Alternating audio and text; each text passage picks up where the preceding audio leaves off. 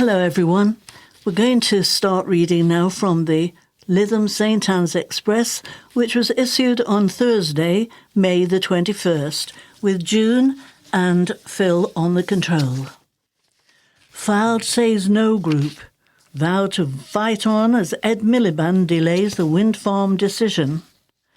A group campaigning vehemently against plans for an infrastructure project that they fear would severely damage the Fylde countryside have pledged to fight on through the summer after the government paused its decision over whether it should go ahead.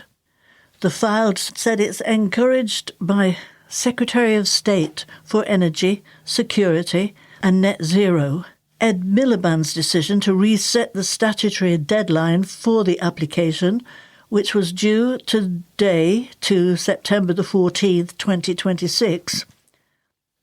And the plans have proved highly controversial because of an associated 15.5-mile underground cable route which would come ashore close to Blackpool Airport before running through the Fylde countryside and into a battery storage facility in Penwortham. Fylde says no, who were out at Fylde Town Hall at St Annes today, making their feelings on the plans clear, claimed that approval would mean 11 years of living on a building site and say they are encouraged by today's announcement while pledging the campaign goes on. Fylde says no are encouraged to hear the news today that the Secretary of State has been unable to make a decision about the application from a group of overseas companies to install 32 kilometres of high-voltage transmission cables via a 122-metre-wide trench along the Fylde coast, said group spokesman Ross Forsey. We are also encouraged by the possibility that this pause until September the 14th suggests that Mr Miliband is considering the recommendations from local residents, campaigners and councillors for a cheaper, safer alternative route. The current application is for several gigantic cables to come ashore at Stargate Beach before crashing through the sand dunes and St Annes Nature Reserve to connect Morecambe Wind Farm to the national grid at Penwortham. And we are particularly concerned by the continued resistance to this 11-year project from BAE Wharton. Representatives there have repeatedly stated that the substantially increased risk of bird strikes on the high-velocity jets being tested at Wharton Aerodrome cannot be mitigated, and we don't need to be aviation experts to know that such an occurrence would cause a serious major incident involving widespread destruction and loss of life.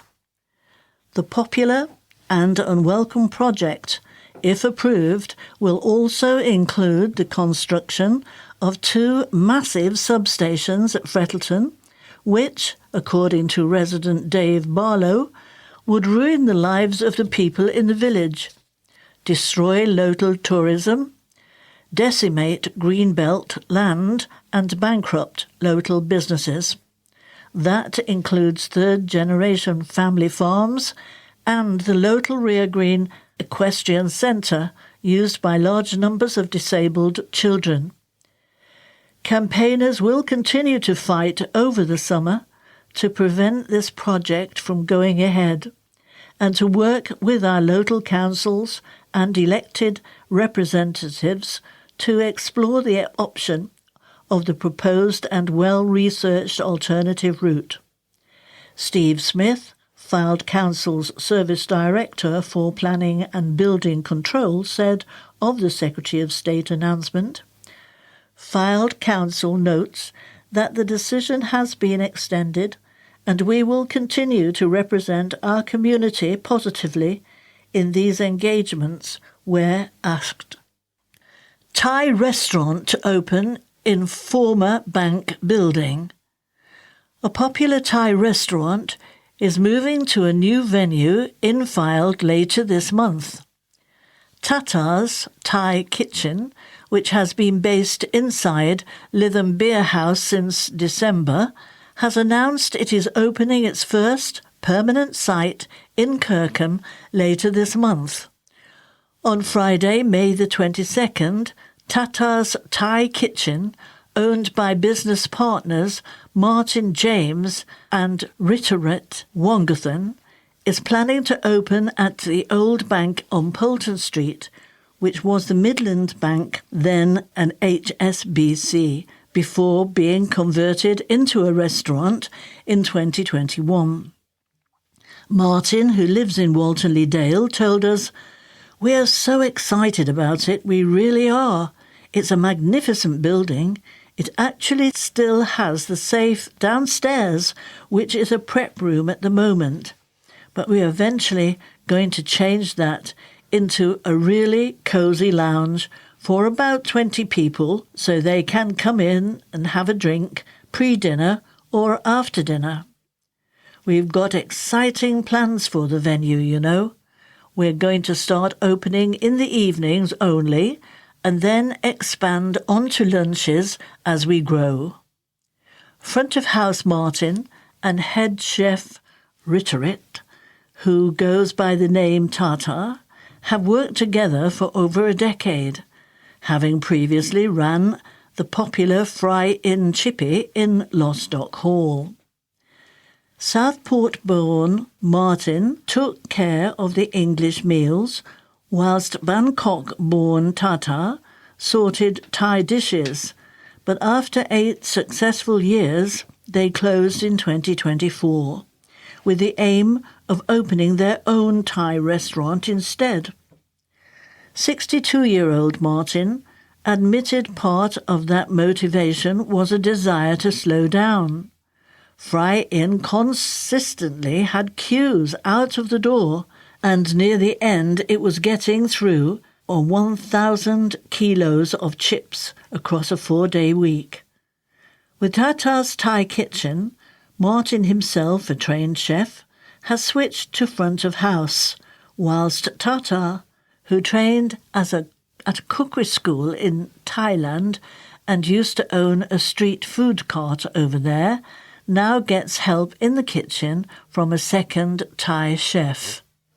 Martin added, "We've done a few pop-ups, the Lay-In at Clayton Le Woods, Taps and Wine at Walton Le Dale, a few places like that. We also used to go around to people's houses and do dinners for parties. We've been looking around for the last 12 months for a suitable place, but in the meantime, last December, we saw a post on Facebook saying that Lytham Beer House wanted a pop-up. We were only going to be there for 2 or 3 days, but we stayed through to April because it was so successful. We've now found this place in Kirkham, and we are making massive changes inside. Everything's going to be brand new. Our Facebook page is growing day by day, and we've gained another 600 followers since December. So, yeah, we decided it was time for a permanent base." Police crack down on antisocial behaviour in St Annes. Fylde MP Andrew Snowden has welcomed a police operation over the coming days and weeks, which comes in the wake of an increase of antisocial behaviour in the town centre. Officers have been called to St Annes Square on at least 2 occasions over recent weekends. One to reports of an assault which saw 2 boys taken to hospital with stab wounds and 2 arrested on suspicion of assault, causing grievous bodily harm, criminal damage and a fray, while the others followed a group of youths gathering outside Tesco Express and being dispersed by members of the neighbourhood police team. Mr Snowden has been in touch with Lancashire Police and Fylde Council over the issues and says, While the nice weather brings many benefits, it has sadly once again brought increase in antisocial behaviour in the town centre. There have been some arrests and increased police activity already, but it's clear that there is a group intent on being disruptive and committing ASB offences. I've been in touch with both the local police and council, as this needs stamping out and firm action is going to be taken.